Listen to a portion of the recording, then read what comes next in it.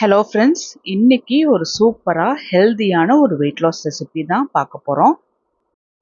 வரகரிசியில் நல்லா பர்ஃபெக்டாக எப்படி இட்லி செய்கிறது, அதோட கரெக்டான ரேஷியோ என்ன அப்படிங்கிறத பார்க்கலாம். நம்ம சேனலில் அரிசி சேர்த்தாம ரெசிபிஸ் செஞ்சிட்ருக்கோம். வெயிட் லாஸ் பண்ணுறதுக்கு கார்போஹைட்ரேட்ஸை கம்மி பண்ணிவிட்டு ப்ரோட்டீன்ஸும் ஃபைபர்ஸும் ஜாஸ்தி பண்ணினோம் அப்படின்னாவே ரொம்ப சுலபமாக வெயிட் லாஸ் பண்ணிடலாம். அரிசி சேர்த்தாதனால சுகர் இருக்கிறவங்களும் தாராளமாக இந்த ரெசிபீஸை சாப்பிட்லாம். தினமும் விதவிதமாக சாப்பிட்லாம், ரொம்ப சுலபமாக வெயிட் லாஸும் பண்ணலாம்.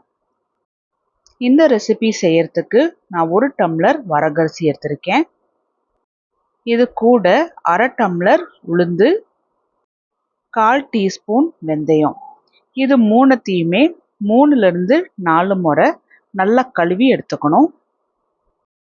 வரகரிசியில் ஃபைபர், ப்ரோட்டீன்ஸ், மினரல்ஸ் ஜாஸ்தியாக இருக்கிறதுனால டைஜஷனுக்கு ரொம்பவே ஹெல்ப்ஃபுல்லாக இருக்கும்.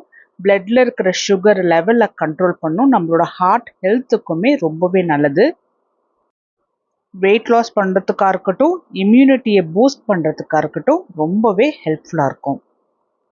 அரிசி உளுந்து மூங்குற அளவுக்கு தண்ணி ஊற்றி வச்சுட்டு 6 மணி நேரம் ஊற வச்சிடலாம். 6 மணி நேரத்துக்கு அப்புறம் வரகரிசி, உளுந்து, வெந்தயம் இது மூணுமே நல்லா ஊறி வந்திருக்கு. இதை தண்ணியிலிருந்து வடித்து எடுத்து மிக்ஸி ஜாருக்கு ட்ரான்ஸ்ஃபர் பண்ணி தேவையான அளவுக்கு தண்ணி ஊற்றி நல்லா நைஸாக அரைச்சி எடுத்துக்கணும். நான் குவான்டிட்டி கம்மியாக சேர்த்ததுனால மிக்ஸியிலேயே அரைச்சி எடுத்துக்கிறேன். இதை வேறொரு பாத்திரத்தில் ஊற்றி எடுத்துடலாம்.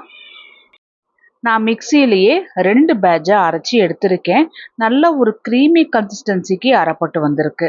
இதில் தேவையான அளவுக்கு உப்பு போட்டு நல்லா கலந்துட்டுறணும். கலக்கும்போது கையை வச்சு கலக்கிட்டோம் அப்படின்னா நல்லா ஃபர்மெண்ட் ஆகிட்டு வரும்.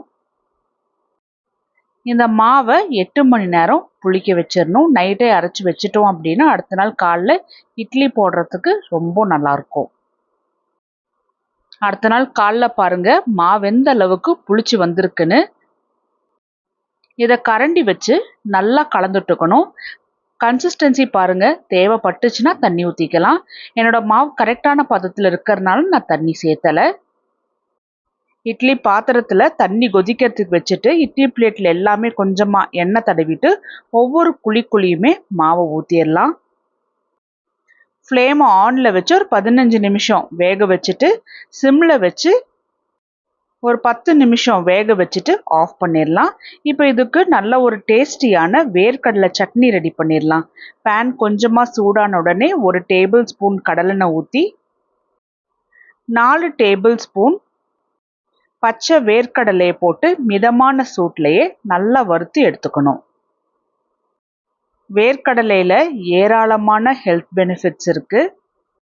வேர்க்கடலை சாப்பிடும்போது அதிகப்படியான ப்ரோட்டீன்ஸ் எல்லாம் கிடைக்கிறதுனால ரொம்ப நேரம் ஸ்டொமக் ஃபில்லிங்காக இருக்கும். ஸோ காரம் தேவையான அளவுக்கு வரமிளகா போட்டுக்கலாம். நான் ஒரு 8 வரமிளகா சேர்த்திருக்கேன். மிதமான சூட்லேயே வரமிளகாவுமே நல்லா மொறுமொறுப்பாக வறுத்து எடுத்துக்கணும். இது கூட 4 பல்லு பூண்டு, 1 டீஸ்பூன் ஜீரகம், இது ரெண்டத்தையுமே மிதமான சூட்லேயே நல்லா வறுத்தது போல் எடுக்கணும். தினமும் ஒவ்வொரு விதமாக சட்னி செஞ்சு சாப்பிடும்போது எல்லா உணவோட சத்துக்களும் நமக்கு கிடைக்கும். சின்ன சின்னதாக கட் பண்ணின 4 வெங்காயம், 1/4 டீஸ்பூன் மஞ்சள், 1/4 டீஸ்பூன் பெருங்காயத்தூள், இதில் தேவையான அளவுக்கு கல்லுப்பும் போட்டு நல்லா கலந்துட்டுடலாம். வெங்காயம் நல்லா வதங்கி வரணும். கோல்டன் ப்ரௌன் கலர் அளவுக்கு ஆகணுங்கிற அவசியம் இல்லை. கொஞ்சம் லைட்டாக பிங்கிஷ் ஷேடில் வந்து நல்லா வதங்கியிருக்கணும். அது வரைக்கும் வெங்காயத்தை நல்லா வதக்கி எடுத்துக்கலாம். புளிப்பு தன்மைக்காக ஒரு சின்ன துண்டு புளியும் சேர்த்தி நல்லா கலந்துட்டுடலாம்.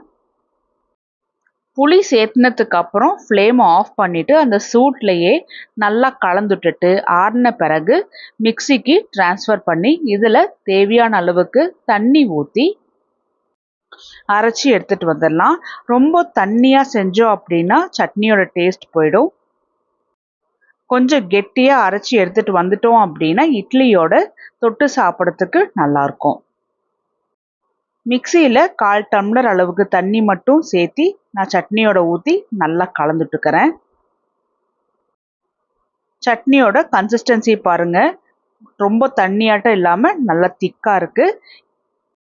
இதில் கடுகு, ஜீரகம், கருவேப்பிலை, வரமிளகா போட்டு தாளித்து ஊற்றி கலந்துட்டுறலாம். அவ்வளோதான், ரொம்ப டேஸ்டியான வேர்க்கடலை சட்னி ரெடி ஆயிடுச்சு. வரகரிசி இட்லியுமே ரெடி ஆயிருக்கு. இந்த இட்லியோட கலரை பார்த்தா கூடவே யாருமே வரகரிசி இட்லின்னு நம்ப மாட்டாங்க. அரிசி இட்லி மாதிரியே தான் கலரும் இருக்கும், ரொம்ப டிஃப்ரென்ஸ் தெரியாது. டேஸ்ட்டும் பார்த்தோம்னா ரொம்ப அருமையாக இருக்குது. இட்லி பாருங்க எந்த அளவுக்கு நல்ல ப்ளஃபியாக நல்லா வெந்து வந்திருக்கு, நல்ல சாஃப்டாக இருக்கும். இதை நான் இன்னைக்கு வேர்க்கடலை சட்னியோட தான் சாப்பிட போகிறேன். இந்த வரகரிசி இட்லி சாப்பிடும்போது வெயிட் லாஸ் பண்ணுறவங்களுக்கு ரொம்ப நேரம் ஸ்டொமக் ஃபில்லிங்காக இருக்கும். சுகர் இருக்கிறவங்களுமே தாராளமாக இது போல் இட்லி செஞ்சு சாப்பிட்லாம்.